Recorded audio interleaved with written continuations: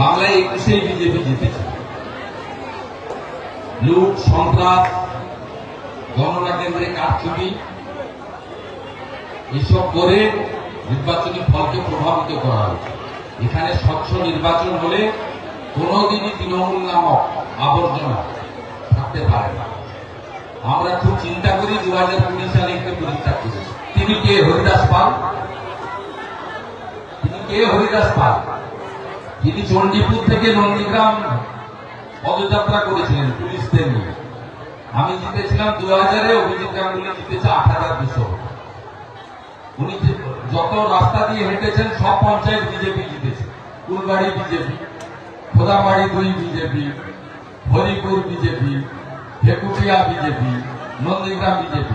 উনার রাস্তাতে যে কটা গ্রাম পঞ্চায়েত ছিল সব বিজেপি। ওকে লোক চোর বলে মনে করে, তোলাবাজ ভাইপো।